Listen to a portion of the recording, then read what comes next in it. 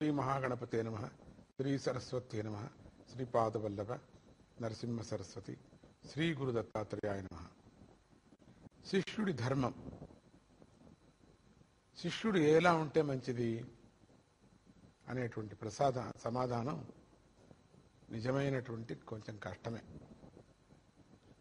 అటువంటి సమాధానకరమైనటువంటి విచారం మనం ఎన్ని మాటలు చెప్పినా కూడా ఆ సద్గురు బోధన అనేటువంటి ఒక ప్రసాదాన్ని మనం గమనిస్తాం. ఎందుకంటే అన్ని సద్గుణాలు ఉన్నవాడే శిష్యుడవుతాడు కనుక అలా అని సమాధానం చెప్పుకోకుండా ఉండటం కూడా ధర్మం కాదు కదా. అన్ని గుణాలు ఉండేవాడే శిష్యుడయ్యా అని ఊరికే ఉంటే ఏం ప్రయోజనం చెప్పేస్తే. అందువల్ల గురుభక్తి శిష్యుడి యొక్క ప్రధాన ధర్మం. అదే అన్నిటికన్నా గొప్ప గుణం అని బాగా మనం తెలుసుకోవాలి. శిష్యుల లక్షణాలు తేలాలంటే, మనకు బాగా అర్థం కావాలంటే ఉత్తంకుడి కథ చెప్పుకోవాలి మనం. వేద అనే మహర్షి శిష్యుల్లో ఉత్తంకుడు ఒకడు. అతడు గురువును భక్తిగా సేవించి విద్యాభ్యాసాన్ని పూర్తి చేశాడు. గురుకులం నుండి గృహస్థంలో కాలు పెట్టే సమయం వచ్చేసింది వాడికి. ఉత్తంకుడు గురువు దగ్గరికి వెళ్ళి, అయ్యా మీకు గురుదక్షిణగా నేను ఏమి ఇవ్వగలను అని ప్రార్థించాడట. అప్పుడు వేద మహర్షి, ఉత్తంక, నువ్వు నన్ను భక్తిగా సేవించి బాగా విద్యావంతుడయ్యావు, అదే నాకు గొప్ప దక్షిణం, గురుదక్షిణం అన్నాడట. కానీ నువ్వు బలవంత పెడుతున్నావు కనుక నా భార్య వద్దకు వెళ్ళి ఆమె కోరిక తెలుసుకొని ఆమెకి ఏమి కావాలో అది తెచ్చిపెట్టు, అదే గురుదక్షిణ అవుతుంది అన్నాడట.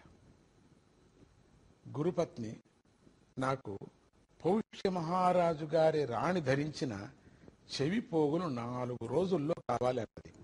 వచ్చింది తాపత్రయం. ఊరికి ఉండకోకుండా విద్యాభ్యాసం అయింది, ఇంటికి వెళ్ళుకోకుండా ఏంటిది ఇట్లా ఒకటి కథ. పాపం కష్టపడాల్సి వచ్చింది. ఉత్తంకుడు మహారాణిని చెవిపోగులు ఇవ్వమని వేడుకున్నాడు. వెళ్ళి అడిగాడట, నేరుగా వెళ్ళి అడిగాడట.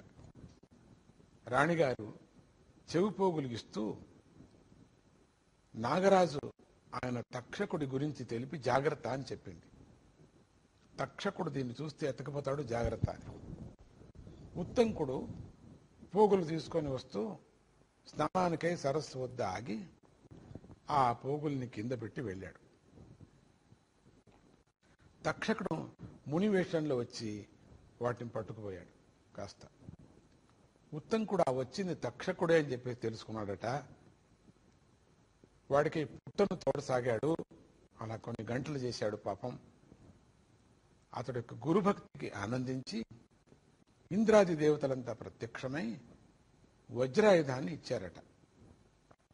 దాంతో ఉత్తంకుడు పాతాళంగా దాకా బిలం చేసుకొని వెళ్ళి ఆ పోగులను సంపాదించి గురుదక్షిణగా సమర్పించుకున్నాడు. చాలా పెద్ద కథ ఇది. అది గురుభక్తి అంటే. గురువు వద్ద సాగించే విద్యాభ్యాసం ఎంత ముఖ్యమో గురువు పట్ల భక్తి శ్రద్ధలు కూడా అంతే ముఖ్యమైనవి. అవి ఉన్నప్పుడే శిష్యుడి విద్య బాగా రాణిస్తుంది. ఆ గురుభక్తి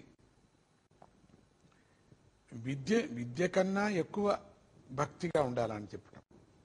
ఎంత విద్య నేర్చుకున్నామో అంత విద్య దానికి సమమైనటువంటి భక్తి గురువు మీద ఉండాలి.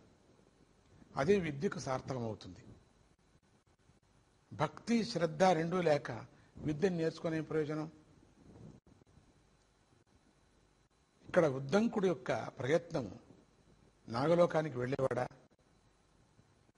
వాడి యొక్క భక్తి శ్రద్ధ పరీక్షించి ఇంద్రాది దేవతలు వాళ్ళ యొక్క ఆయుధాలను ఇచ్చి పాతాళానికి వెళ్లే మాదిరిగా చేశారు.